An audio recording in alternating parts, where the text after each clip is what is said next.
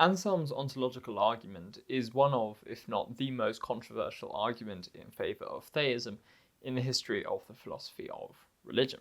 It's often presented as either the most cogent and conclusive argument or the most flawed and ridiculous. Now, in this video, what I don't want to do is necessarily defend the argument on its own terms. Instead, I want to use it to elucidate some important considerations that theists and atheists alike tend to pass over when considering both the argument and the discussion of God's existence more generally. It's not uncommon in atheistic responses to the ontological argument for a counterexample to be given in the vein of some fantastic, absurd, supernatural entity. For example, I see many counter-arguments run like the following. It is possible for a maximally great unicorn to exist in the mind.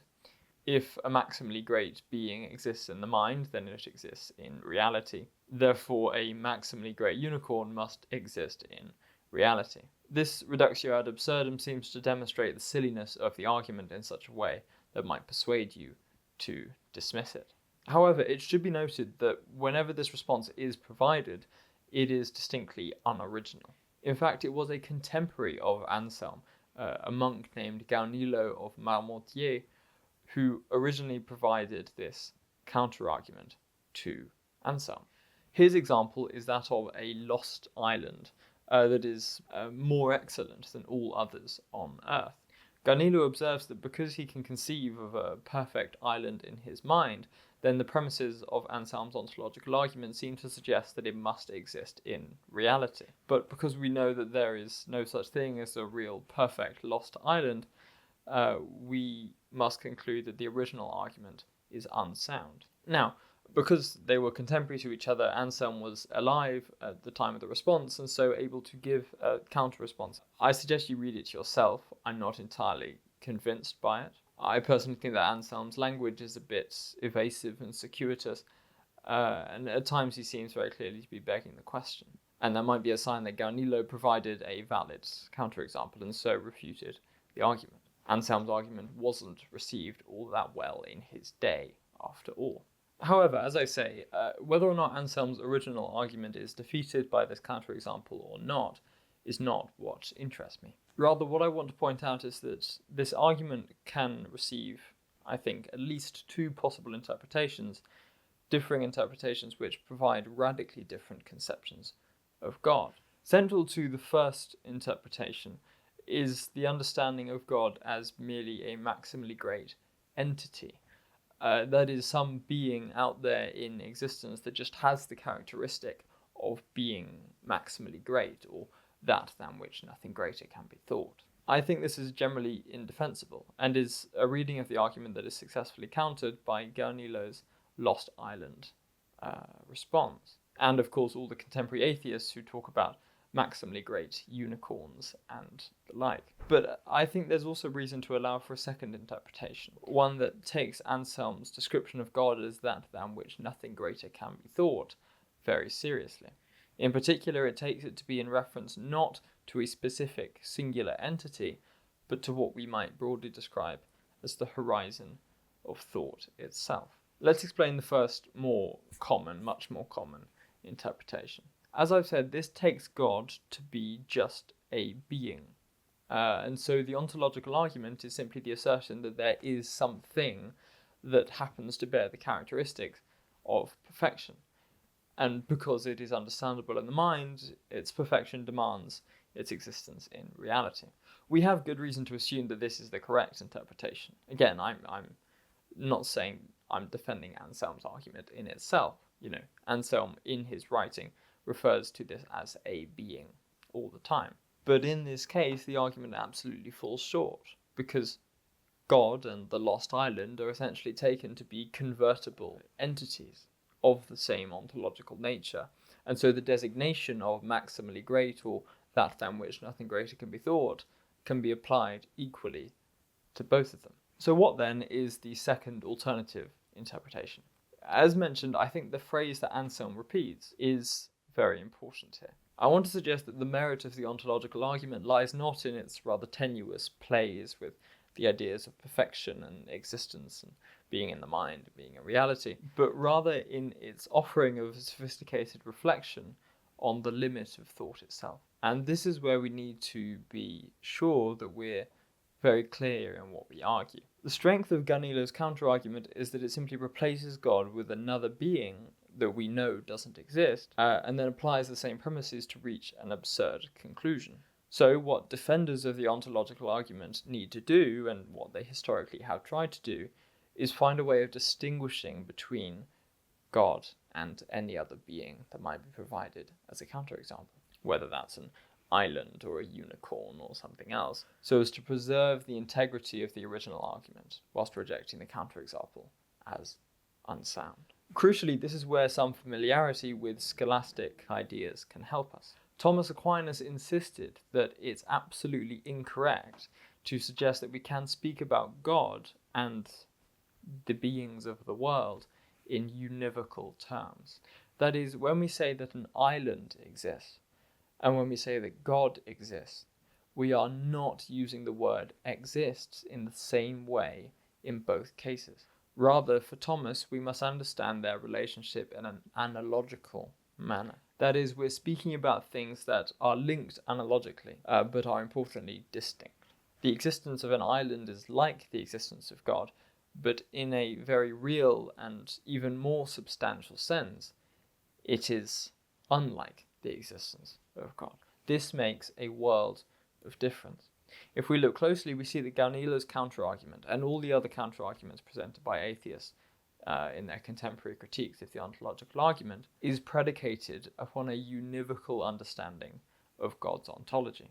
An island or a unicorn or anything else is a particular being, but classical theism insists that God is absolutely not a particular being. Therefore, it is incorrect to simply swap one out for the other in the course of trying to reject the ontological argument. If the key to defending against Ganilo's counter-argument is to distinguish between his counterexample and the original, then the assertion that God, as that than which nothing greater can be thought, is not of the same ontology as every other being, is to ensure that all those counterexamples suffer from a category error.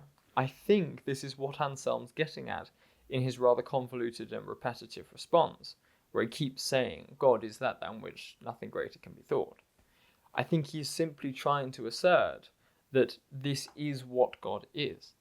It's the definition of God, the indication that he is not the same as any other counterexample, like a lost island. It would be erroneous to suggest that you could split those two things apart, have God over here and the definition of that than which nothing greater can be thought over here, and then apply this to other things like an island or a unicorn or whatever else, as though God were just some entity that happened to have the characteristic extrinsic to it. That would be an incorrect interpretation.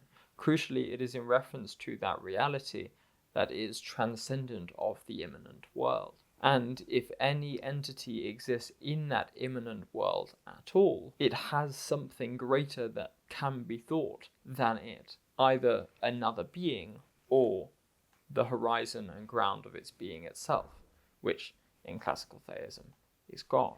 In any case, putting the ontological argument aside entirely, what we see here are two distinct attitudes that either make or break your understanding of God. If you think, as so many atheists and sadly even some theists do, that God is simply a being amongst beings, one thing among all other things, and so convertible with any other being in the premises of the ontological argument, then you're suffering from a conception of God that is theologically bankrupt and generally indefensible. The only way in which you can have all the usual theistic claims about God cohere, that is, claims like he is necessary being, or the prime mover, or the uncaused cause, or whatever it may be, is by placing him outside of the realm of the imminent, which is conditioned, contingent, and so is comprised of a totality of beings which all have something greater than them which can be thought. I'd like you to take note of just how many atheistic critiques of theism are based on the same understanding of God as the one seen in Ganilo's counterexample. It's no coincidence that there are so many caricatures of theism as a belief in a man in the sky just the same superstition as a belief in unicorns or Bigfoot or flying spaghetti monsters. Just as I said in that video, one of the greatest errors on the part of many theists and atheists who debate the subject of God's existence today is that both seem to think of him in the same nature as they would think of any other supernatural being, like a fairy or an angel or a demon or whatever else.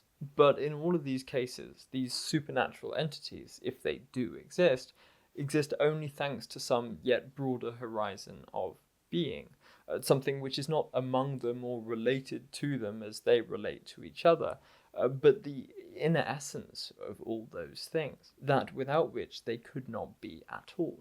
And so all that discussion becomes misguided and concerned with the wrong subject of debate. It's like going to a movie and debating with your friend whether a particular character will show up in the film. But that's not the question at all. What classical theists are trying to get you to be aware of is the existence of the screen itself. Insofar as any character exists on the screen, there is something greater than that character that can be thought, which is, of course, the screen itself. No character is so large as to be larger than the screen itself. That's an absurdity. The screen outstrips all characters and events which appear on it. The screen is that ultimate horizon which allows the characters to appear at all. Thank you for watching. I'm sorry this took so long to upload. I've been especially busy this week. Please do consider subscribing as this channel begins its growth, and do comment your own opinions, because that's what I love most about YouTube, is being able to talk to all of you and hear if you disagree with me. You'll receive a video a week, that's my pledge, and I'm happy to field any video requests from any subscribers. Take care.